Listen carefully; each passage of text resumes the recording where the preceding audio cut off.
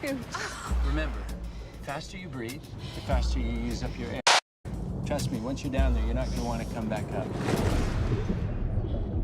This is amazing. It kind of takes your breath away. Oh my God. 47 Meters Down is your typical first world people versus nature movie. It's got beaches, it's got bitches, it's got hot guys, it's got resorts, and it's got sharks. This was a movie that I was convinced was going to be the next Jaws. Who'd have thought otherwise? Look at all these ads for it. How could you not be hyped? The movie features a star-studded cast led by, The movie stars esteemed C-list actresses Mandy Moore and Claire Holt, who are known for their roles in Tangled and H2O. Honestly, I wouldn't know who they were if I didn't just look it up. The end credits to the movie didn't even list the cast, the screen just went black and then the first people credited were the production crew. I don't want to derail this video and get into why every point of the plot sucked, and believe me, it sucked. Instead, I want to be that guy in the theater who complains about the logistics of the movie. This movie is supposed to be the "and it can happen to you" type of story. Thus, all of the horror and all of the circumstances leading up to the horror should also feel realistic. Look at this handy dandy chart. The more fictional elements you add to the story, the less you need to worry about making it feel real. It's why nobody questions why the Transformers series goes all out and includes super top secret, non-existent government agencies, ancient prophecies, and revisionist history on top of giant robots. The audience is less concerned about believing it's real and more concerned with enjoying a coherent piece of fiction. It's also why movies like Actually Happened, Most Terrifying Psychic Phenomena, Psychic Research Team Report, Relived work so well. They only take one fictive element and ground the rest of the story in reality. Sure, there may be ghosts and stuff, but the whole point is that you don't know, so the movie is only as good as you are at watching it.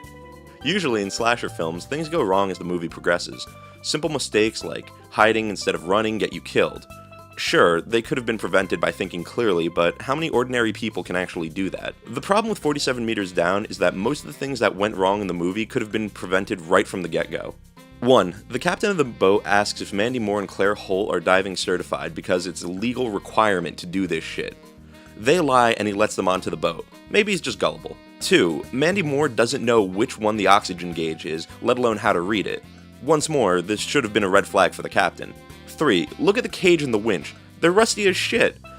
These things are supposed to be made out of stainless steel or some water-resistant metal so it doesn't break. Guess what? It does. 4. They chum the waters to attract sharks. Claire Holt mentions it's illegal and still doesn't decide to back out of an increasingly dangerous situation. 5. Claire Holt does actually know how to dive and lets her inexperienced sister dive anyway. I think that's like one of the first rules of diving: don't let people who don't know how to dive dive. It just blows me away that the plot was allowed to advance at all because anyone in their right mind would have just said, not only is this dangerous and unethical, but I could get sued for this. But no, you have 5 people actively being as ignorant as humanly possible to let this happen. The captain's behavior flabbergasts me the most. This guy has a business that is tied to an all-inclusive resort for Americans. It has to be idiot-proof. So I guess that makes 5 people plus a corporation being ignorant enough to let this happen. I don't mind that most horror or disaster movies are caused by simple oversights and human arrogance because they tend to make up for the poor writing with at least some redeemable gore scenes and decent tension. 47 Meters Down had none of it. It was a series of weak jump scares and moments that were supposed to feel tense and claustrophobic but really didn't. Look at how fast she's breathing. You can tell she's running out of air when she says,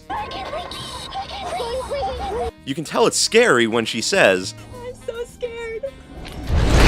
also, this unedited footage taken directly from the trailers is a montage of all the jump scares in the movie. The only thing cheesier than this movie was the mac and cheese that I had afterwards. Seriously, go check out Mooney's if you're ever in Corning, New York. Look at it, it's oozing with fucking cheese, and on top of that, it's like enough food to feed like a family of orphans. So, you're probably asking yourself, if you have such good taste, why would you go see such a shitty movie? That's an excellent question. The only reason I went is because I've never been to a drive-in theater before, and it's been a dream of mine to go see a really, really bad movie at one. Also, the prospect of a covert blowjob in public was really enticing. I could forgive this movie for the bad acting and the bad writing and the boring execution if they had just shown me more people getting gored by sharks. If you're gonna make a movie about man versus nature, show me more fighting.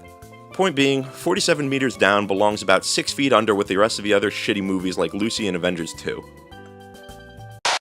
Wow, thanks for that review, Nollonger. That was just downright terrible. Just a quick update, I am now part of a Twitch group known as Combat Network. Link to this channel is in the description below, and I will be streaming every Monday, Wednesday, and Thursday at 9:30 p.m. Eastern Standard Time. Be sure to tune in and criticize me in front of a live audience.